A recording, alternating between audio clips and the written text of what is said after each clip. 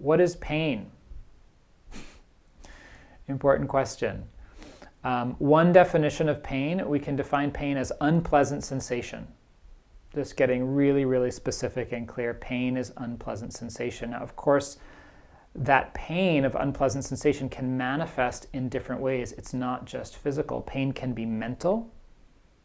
Pain can be emotional. Pain can also be spiritual.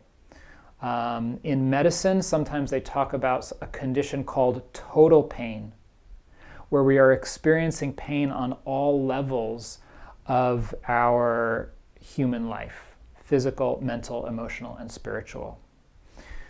Now, we can distinguish between the experience of pain, unpleasant sensation, and suffering. Suffering being the response to pain. So suffering arises when we resist pain, when we contract in reaction to pain.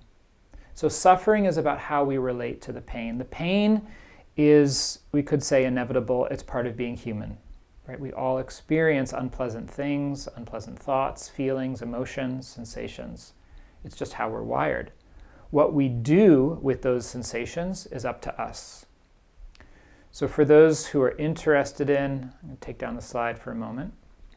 For those who are interested in or who have studied Buddhism at all, which as we know is the kind of roots and origin of modern day secular mindfulness, even though mindfulness is not unique to the Buddhist tradition, many of the practices and frameworks that inform mindfulness practice are rooted in early Buddhism. There's a teaching in the classical Buddhist texts about pain. And I wanted to share it with you because it really provides a very useful analogy for understanding this relationship between suffering and pain, our reactivity to the unpleasantness that is inherent in life. So in this particular story, the Buddha's talking with some of his disciples, and he asks, what's the difference between people who have practiced and understood my teachings and those who haven't? He said, we don't know, tell us. So he goes on, of course, to answer his own question. He says, well, everyone in life experiences unpleasant things. That's like being shot with a dart or an arrow. Everyone gets shot with the first arrow or first dart. The difference is someone who doesn't understand the mechanisms of suffering in human existence, when they experience that first dart or arrow of unpleasantness, they add a second arrow on top of it by reacting.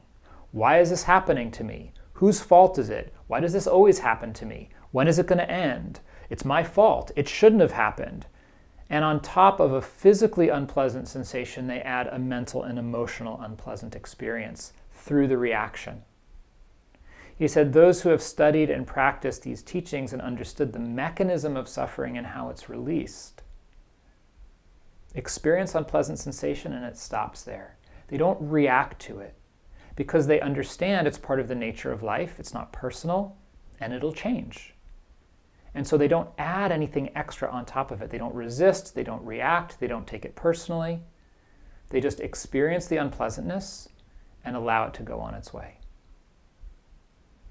So some studies on chronic pain have shown that a high percentage, perhaps some of you on the call even know the percentage, it's above 70%, it might even be 80 or 90% of the pain that chronic pain patients experience is not the initial original sensation, it's the reactivity to it. It's everything else that we add on top of it, which is not just mental or emotional, it's also physical and physiological.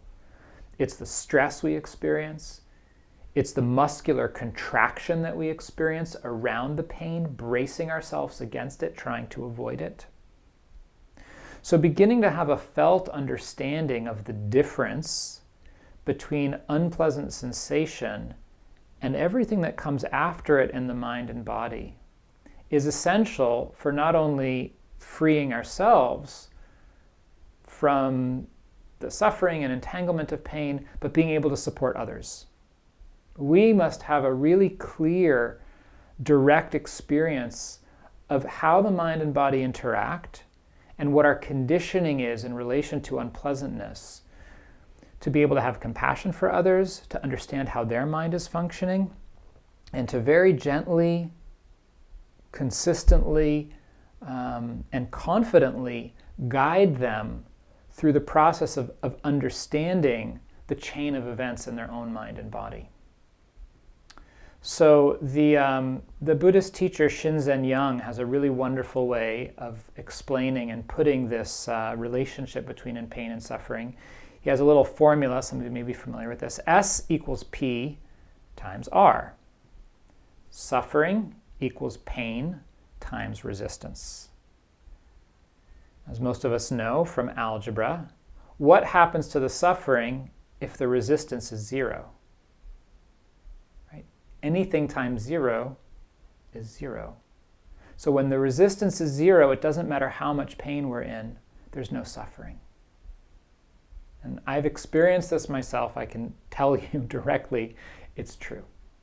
We can be in excruciating pain, and when there is 0 resistance in the mind or the body, complete surrender, there's no suffering. It doesn't mean the unpleasantness ceases.